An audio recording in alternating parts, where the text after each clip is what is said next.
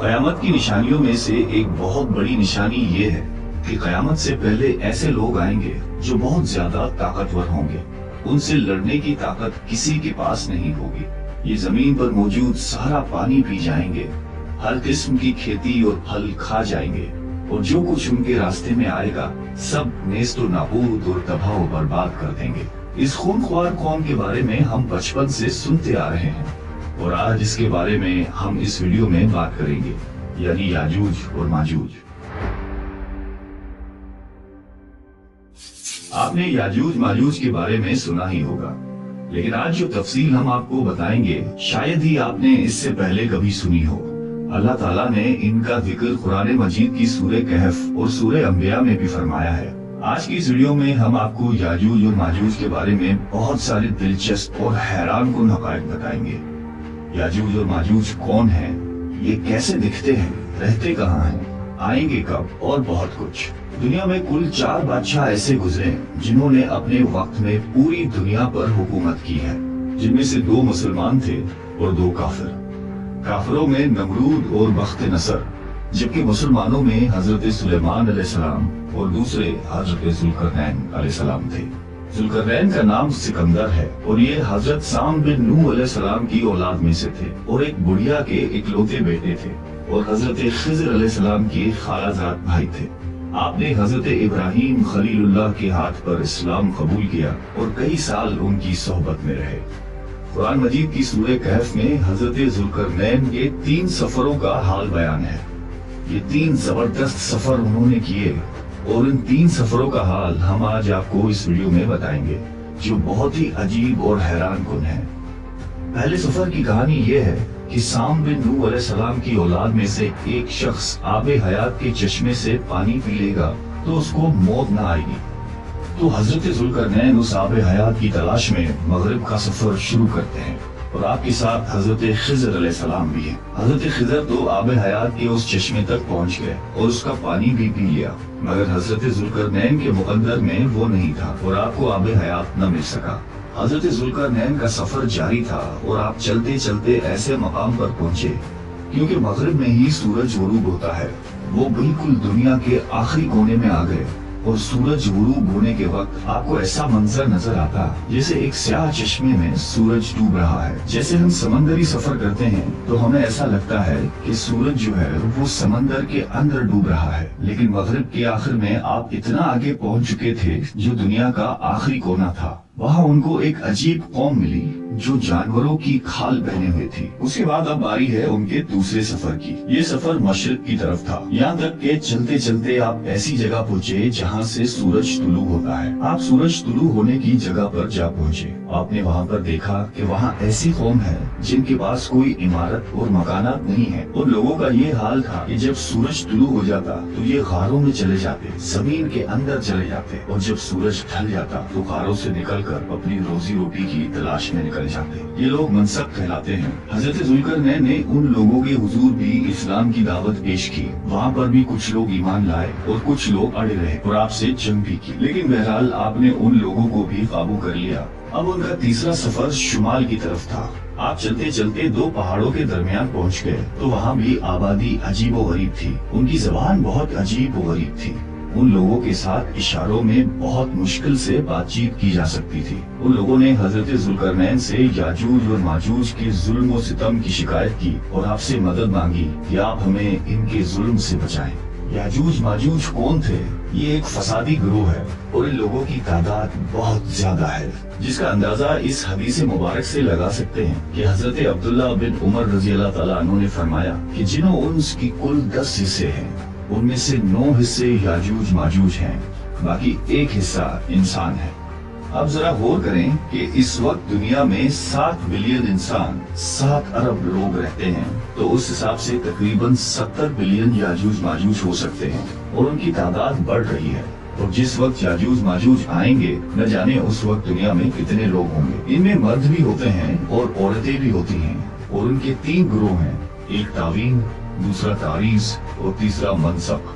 और इनमें जो भी मरता है तकरीबन 1000 या उससे ज्यादा औलाद छोड़कर मरता है। ये लोग बहुत खूनखार और बहुत वहशी और जंगली हैं और जानवरों की तरह ही रहते हैं।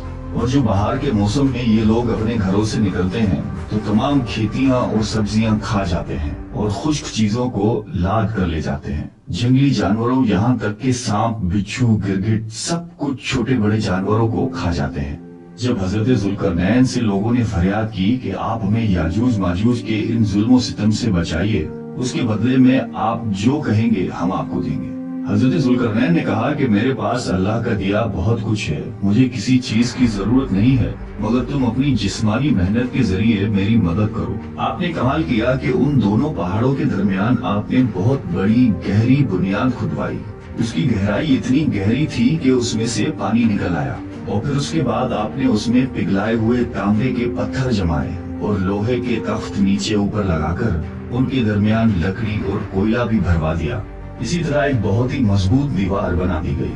आज के जमाने में जिसको हम कंक्रीट की दीवार कहते हैं, ये इससे भी ज्यादा मजबूत दीवार है। अब हुआ क्या कि याजूज माजूज दीवार की एक तरफ और ये कौम दीवार की दूसरी तरफ है। अब हदीस पाक में है कि याजूज माजूज रोजाना इस दीवार को तोड़ देते हैं, मगर दिन भर जब मेहनत करने के बाद उसको तोड़ने के करीब पहुंच जाते हैं तो उनमें से एक कहता है कि चलो बाकी कल तोड़ेंगे, लेकिन अल्लाह की शान के दूसरे दिन वो दीवार उससे ज्यादा मजबूत हो जाती है और अपनी असल शक्ल में आ जाती है। फिर अगले दिन जब दीवार तोड़ने का वक्त आता है तो फिर कोई कहता है कि चलो बाकी कल तोड़ लेंगे।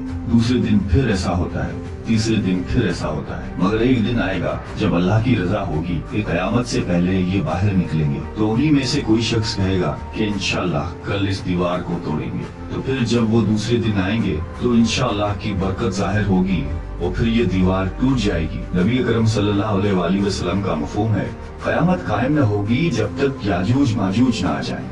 या आपको बताते चलें कि याजूज माजूज के निकलने से पहले दुनिया किन चीजों से महरूम हो जाएगी। हजरत इब्न अब्बास रजी अल्लाह ताला अन्हु ने फरमाया कि अल्लाह ताला ने 5 नहरों को जन्नत से जारी फरमाया। ये 5 दरिया एक ही चश्मे से जारी हुए हैं। अल्लाह ताला ने हजरत जिब्राइल अलैहिस्सलाम के जरिए जन्नत के इस चश्मे को पहाड़ों के अंदर अमानत रख दिया और पहाड़ों से नहरों को जमीन पर जारी फरमा दिया है, जिससे लोग तरह तरह के फवायद हासिल करते हैं। जब याजूज माजूज के निकलने का वक्त होगा तो अल्लाह ताला जिब्राइल अलैहिस्सलाम को जमीन पर भेजेंगे और वो 6 चीजों को जमीन से उठा कर ले जाएंगे। वो चीजें कौन सी होंगी? दुनिया से कुरान पाक उठा लिया जाएगा, सारा इल्म भी उठा लिया जाएगा, हजरे अस्वद भी उठा लिया जाएगा, मकाम इब्राहिम भी उठा लिया जाएगा, हजरत मूसा अलैहिस्सलाम का ताबूत, और हमने जो 5 नहरों का जिक्र किया है ये भी गोया वापस उठाई जाएंगी। ये चीजें जब इस दुनिया से उठा ली जाएंगी तो दुनिया और दीन की बरकत रूए जमीन से उठ जाएगी और लोग इन बरकतों से बिल्कुल महरूम हो जाएंगे। कैसा दौर होगा जरा सोचिए। अब हो सकता है किसी के जहन में सवाल आए, याजूज माजूज देखने में कैसे है, उनका चेहरा कैसा होगा, आंखें और बाल कैसी होंगी? तो उनका जवाब ये है कि हदीस पाक में याजूज और माजूज के बारे में आया है कि वो चौड़े चेहरे वाले, चौड़ी आंखों वाले और मोटे बालों वाले होंगे। याजूज माजूज का ज़हूर उस वक्त होगा जब हजरत ईसा अलैहिस्सलाम दज्जाल को कत्ल कर चुके होंगे। कत्ल दज्जाल के बाद हजरत ईसा अलैहिस्सलाम को हुक्म इलाही होगा कि मुसलमानों को कोहे तूर पर ले जाएं, और इसलिए कि कुछ ऐसे लोग अब जाहिर होने वाले हैं जिनसे लड़ने की किसी में ताकत नहीं होगी। फिर याजूज माजूज का ज़हूर होगा। याजूज माजूज के निकलने पर दुनिया में अजीब और गरीब फसाद बर्पा हो जाएगा। उनकी आमद निहायत खतरनाक होगी, इस कदर ज्यादा होंगे कि उनका पहला ग्रोह जब बहरिया कबरिया से गुजरेगा तो समंदर का पूरा पानी पीकर उसको सुखा देंगे। जब वो दूसरा ग्रोह आएगा तो वो हैरान होकर चलेगा कि यहाँ तो कभी पानी था ही नहीं, बल्कि पानी सारा खत्म हो जाएगा। इतना बड़ा लश्कर होगा। ये लोग दुनिया में फसाद, कत्ल गारत से फारिग हो जाएंगे। मुसलमान तो कोहे तूर पर हजरत ईसा अलैहिस्सलाम के साथ होंगे, तो ये कहेंगे कि जमीन वालों को तो कत्ल कर लिया, अब आओ आसमान वालों को कत्ल करें। खुदा की कुदरत देखें। फिर आसमान से जब नीचे गिरेंगे तो उन पर खून लगा होगा। ये अपनी इन्हीं हरकतों में मशगूल होंगे और वहाँ पहाड़ पर हजरत ईसा अलैहिस्सलाम अपने साथियों समेत मौजूद होंगे। उस वक्त हजरत ईसा अलैहिस्सलाम अपने साथियों के साथ मिलकर दुआ फरमाएंगे कि अल्लाह ताला याजूज माजूज के गर्दनों में एक किस्म का कीड़ा पैदा फरमाए और वो सब के सब यकदम मर जाएंगे। और उनके मरने के बाद हजरत ईसा अलैहिस्सलाम पहाड़ से उतर आएंगे। اور دیکھیں گے کہ تمام زمین ان کی لاشوں سے بھری پڑی ہے، یعنی اتنی زمین پر لاشیں ہوں گی کہ زمین پر پیر رکھنے کی جگہ باقی نہ ہوگی اور بہت بدبو ہوگی۔ اب اتنے لوگوں کو کہاں اور کیسے دفنایا جائے؟ اللہ تعالیٰ کی شان دیکھیں کہ حضرت عیسیٰ علیہ السلام کی دعا کی برکت سے اللہ تعالیٰ کچھ ایسے پرندے بھیجیں گے جن کی گردن اونٹ جتنی ہوگی، وہ یاجوج ماجوج کے ان جسموں کو اٹھا کر لے جائیں گے۔ یاد رہے یہ تو ان کو دنیا میں ملنے والی سزا ہے، ان کو جہنم میں بھی دردناک عذاب دیا جائے گا، کیونکہ ان کے کثیر گناہ ہے۔ ایک تو یہ کہ انہوں نے ظلم و زیادتی، قتل و غارت کا بازار گرم کیا ہوا تھا، اور دوسرا یہ کہ ایمان بھی نہیں لائے تھے۔ حالانکہ ان کو ایمان کی دعوت دینے کے لیے ہمارے پیارے نبی حضرت محمد صلی اللہ علیہ وآلہ وسلم تشریف لے گئے تھے۔ حضرت ابن عباس رضی اللہ تعالیٰ عنہ فرماتے ہیں کہ نبی پاک نے فرمایا کہ معراج کی رات اللہ تعالیٰ نے مجھے یاجوج ماجوج کو دعوت اسلام دینے کے لیے بھیجا۔ نبی پاک فرماتے ہیں کہ میں ان کے پاس گیا، میں نے ان کو اللہ تعالیٰ کی طرف بلایا، انہیں عبادت کی دعوت دی، مگر انہوں نے میری دعوت کو جھٹلا کر انکار کر دیا۔ اور فرماتے ہیں کہ اللہ تعالیٰ کے نافرمان بندوں اور اولاد ابلیس کے ساتھ دوزخ میں جائیں گے۔ ان کے مرنے کے بعد زمین امن و سکون اور برکتوں سے بھر دی جائے گی۔ اللہ کی نعمتیں اس قدر زیادہ ہوں گی کہ روایتوں میں آتا ہے کہ ان کے مرنے کے بعد زمین پر بارش اتنی زیادہ ہوگی کہ زمین برابر ہو جائے گی، اور زمین کو حکم ہوگا کہ اپنی برکتیں اگل دے، اور آسمان کو حکم ہوگا کہ اپنی برکتیں انڈیل دے۔ تو برکت کا یہ عالم ہوگا کہ ایک انار کو ایک گروہ کھا سکے گا، اور دودھ میں یہ برکت ہوگی کہ ایک اونٹنی کا دودھ پوری جماعت کو کافی ہوگا، اور ایک گائے کا دودھ پورے قبیلے کو کافی ہوگا، اور ایک بکری کا دودھ پورے خاندان کو کافی ہوگا۔ گویا ہر چیز میں برکت آ جائے گی۔ یاجوج ماجوج کے مکمل واقعے سے ایک بات سوچنے کو ملتی ہے کہ زمین میں قتل و غارت اور فساد پھیلانے والوں کا انجام ہلاکت والا ہی ہوتا ہے۔ اللہ تعالیٰ ظالموں کو ایک دم ختم کرنے پر قادر ہے، مگر انہیں موقع عطا فرماتا ہے تاکہ وہ توبہ کریں اور جہنم سے نجات حاصل کریں۔ اللہ تعالیٰ سے دعا ہے کہ اللہ تعالیٰ ہم سب کو قلب سلیم عطا فرمائے اور قرآن و حدیث پہ عمل کرنے کی توفیق عطا فرمائے۔ آمین۔